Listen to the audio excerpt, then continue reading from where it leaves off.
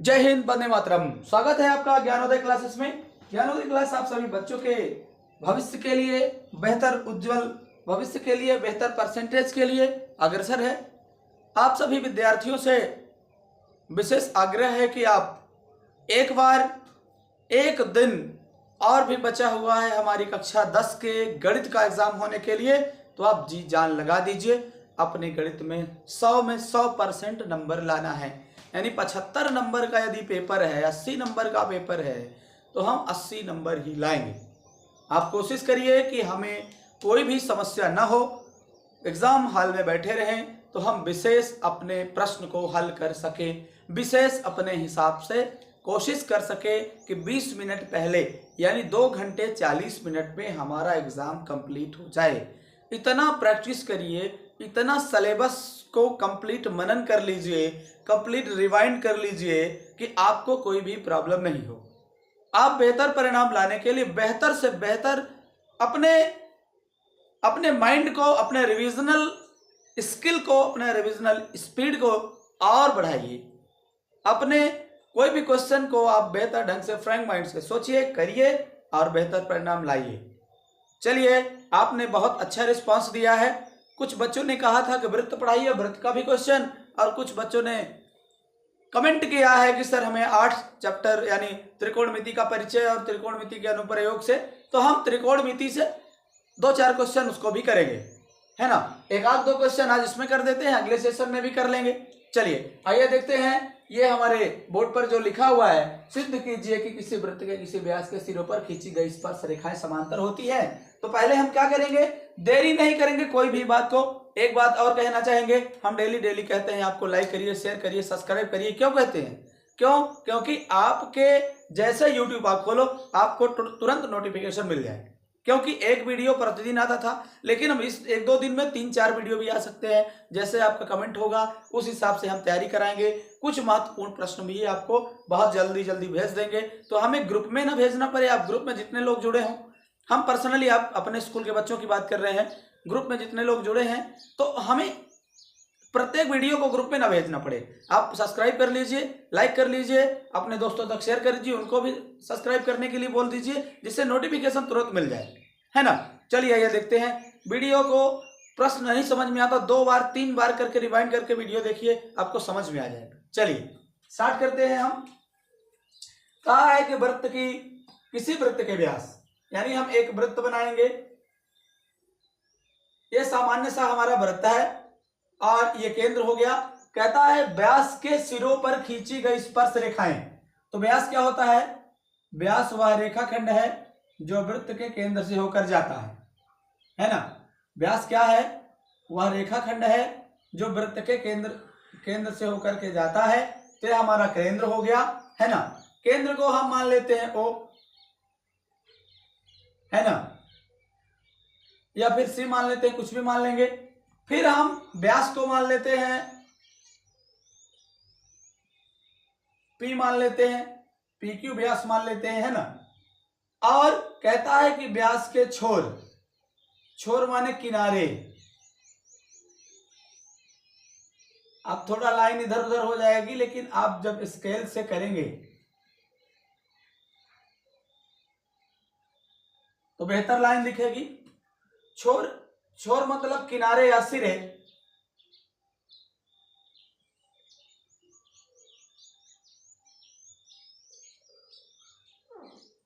देखिए थोड़ा बहुत इधर उधर हो गया होगा, लेकिन आप चिंता ना करें। किसी भी चीज का यदि आप बेहतर स्केल से लाइन खींचेंगे तो ये एकदम सीधा ही रहेंगी। हम एज अ डेमो आपको बता रहे हैं। चलिए, हमने मान लिया है कि ए बी एक सिरा, एक लाइन ये है, और ए बी हो गया। सी डी हम मान लेते हैं, सी डी, है ना। अब ये जो दिया है, अब ये हमारे पास ये हो गया। इसकी जो है O से Q की दूरी क्या हो जाएगी? त्रिज्या हो जाएगी। O से P की दूरी त्रिज्या हो जाएगी। तो कथन जो दिया है, पहले दिया है वो लिखेंगे। सॉल्यूशन जो दिया है, दिया क्या है? दिया है वृत्त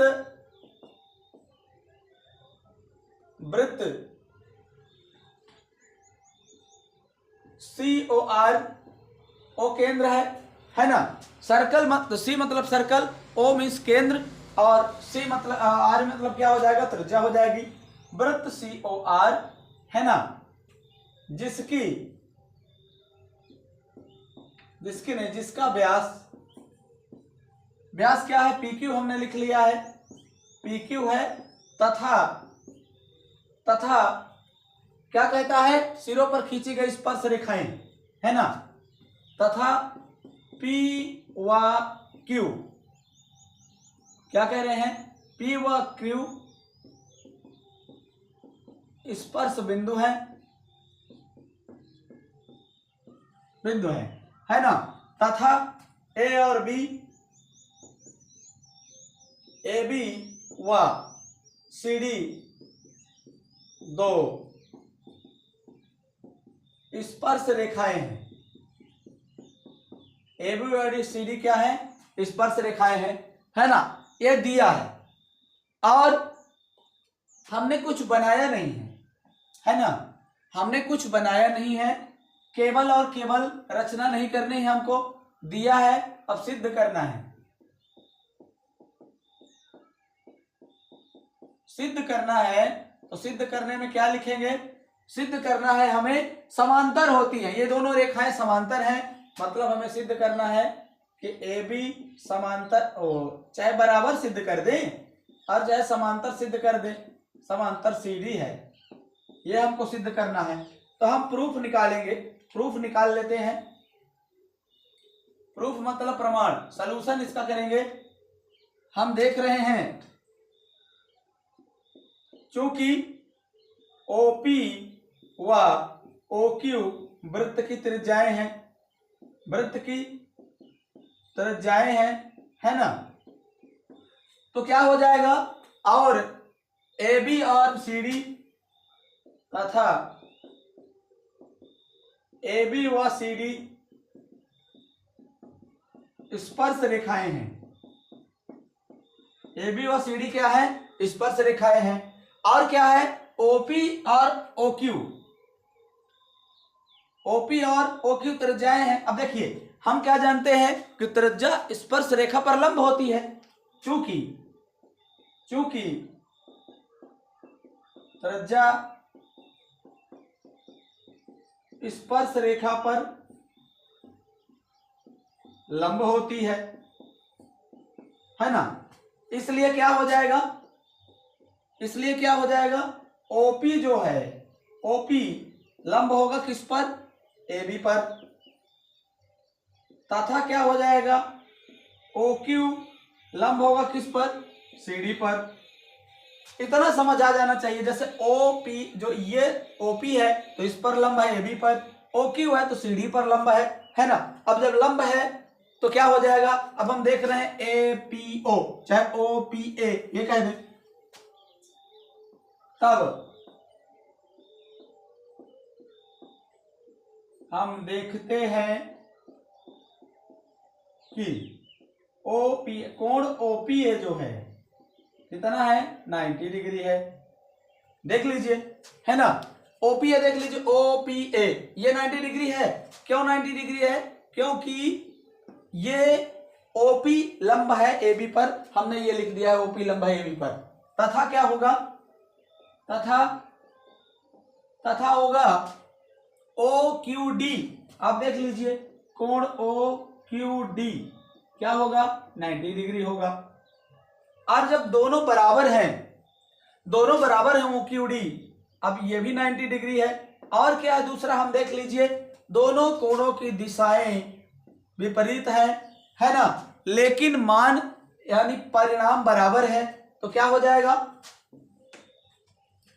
तब क्या हो जाएगा, angle OPA equal to angle OQD बराबर 90 डिग्री है। आप देख रहे हैं, तो जब दोनों बराबर हैं तो हमने क्या बोला था, OPA बराबर OQD है।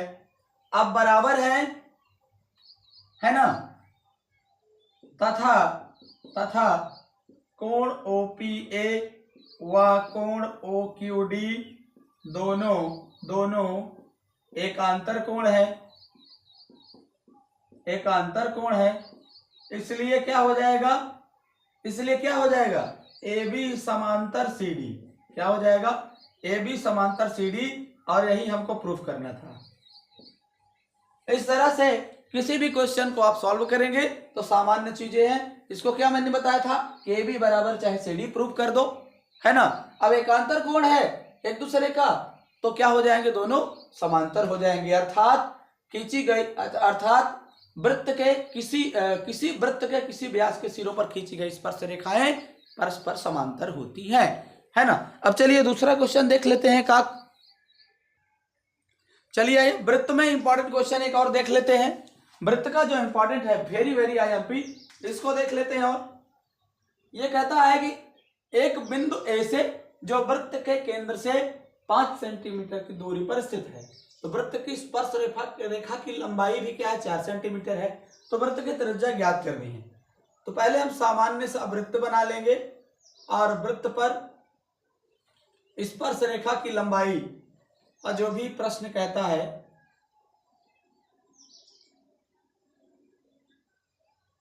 उसके अकॉर्डिंग काम करेंगे। चलिए, कहता है कि बिंदु एक वृत्त के केंद्र से 5 सेंटीमीटर दूरी पर स्थित है। मान लीजिए कि हमारा केंद्र ये है ना, 5 सेंटीमीटर दूरी पर स्थित है। मतलब हम क्या कह दें, मतलब क्या कह दें कि 5 सेंटीमीटर दूरी पर,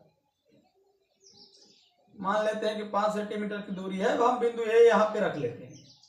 ये हो गया बिंदु A, है ना।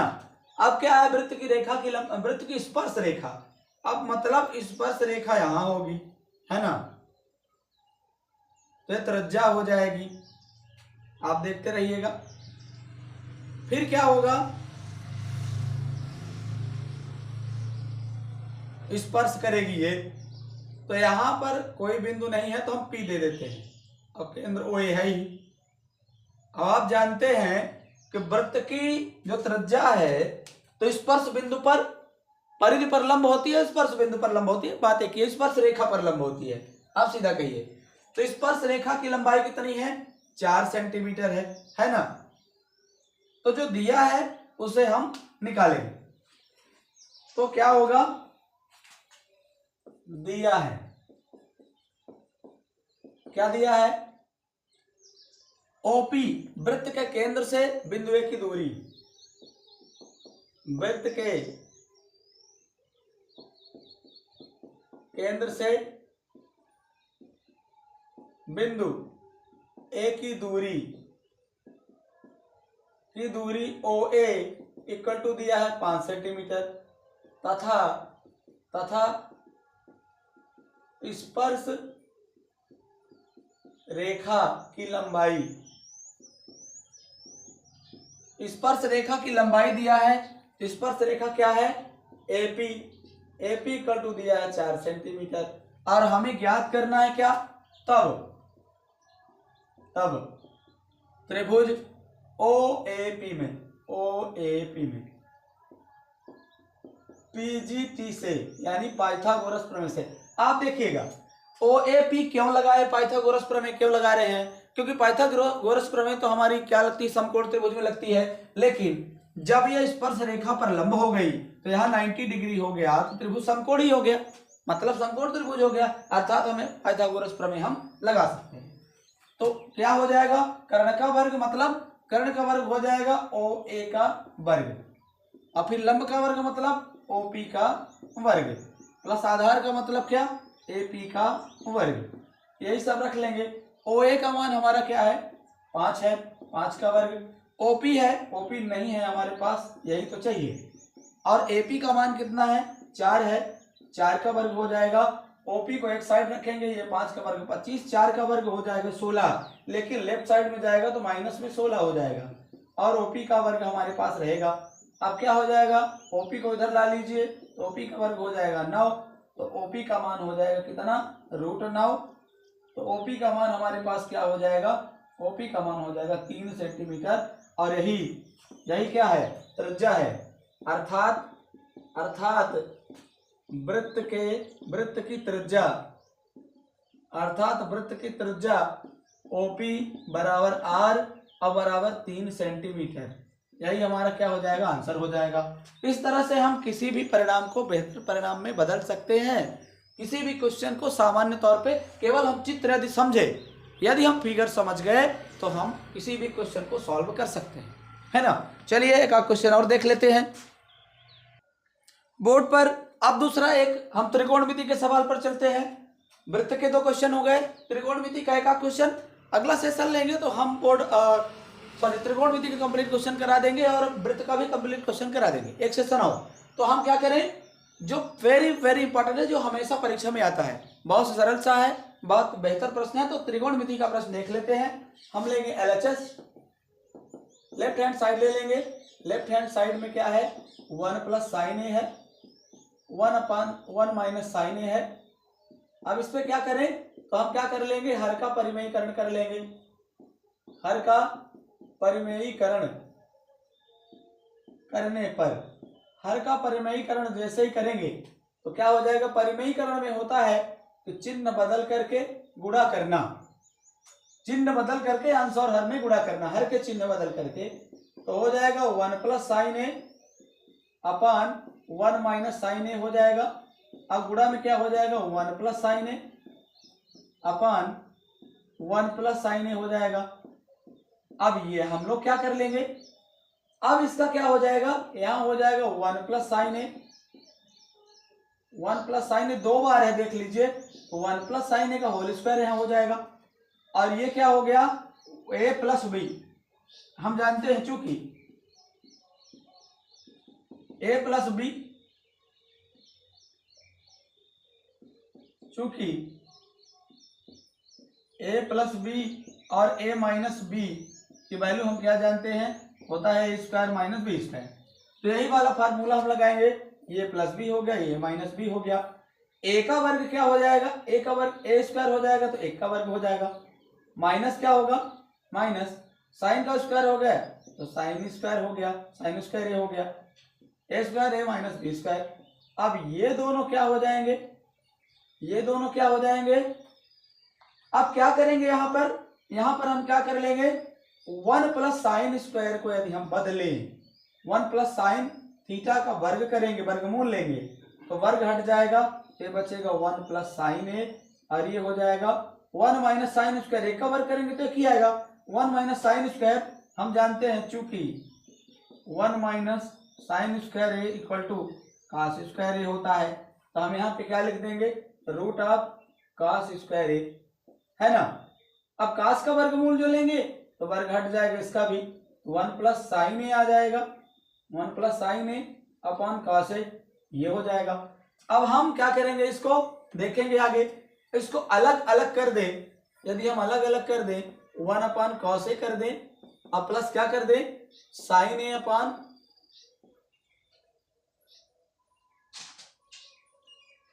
इसको क्या कर दें, sign A upon cos A कर दें। अब देखिए हम क्या जानते हैं, चूंकि 1 अपॉन कॉस ए का इनवर्सल फार्मूला देखें तो सेक ए होता है, और क्या जानते हैं, sign A upon cos A यदि करेंगे, sign A upon cos A करेंगे तो क्या हो जाएगा, टेन ए हो जाएगा। अब यही दोनों फार्मूले यहाँ पर अप्लाई करेंगे तो 1 अपॉन कॉस ए की जगह पे हम सेक ए लिख सकते हैं और sign A upon cos A की जगह पे टेन ए लिख सकते हैं, sign A upon cos A की जगह पे टेन ए लिख सकते हैं। और यही हमारा आरएचएस है, यही हमारा आरएचएस है। देख लीजिए, आप चेक कर सकते हैं आरएचएस क्या आना चाहिए था, सेक ए प्लस टेन ए। तो इस सेशन में केवल इतना ही, है ना। आप बेहतर परिणाम लाने के लिए बेहतर परिश्रम करते रहिए, बेहतर प्रयास करते रहिए और लगाते रहिए, है ना। किसी क्वेश्चन को सॉल्व करने के लिए पहले उसके लिए क्या चाहिए आप बिल्कुल देखते रहें और समझ करके करें। चलिए आइए मिलते हैं नेक्स्ट सेशन में। आपकी परीक्षा, आपके एग्जाम अच्छे जाएं, हमारी यही कामना है। नेक्स्ट सेशन में मिलेंगे नए वीडियो के साथ, नए क्वेश्चन के साथ। तब तक के लिए जय हिंद, जय भारत।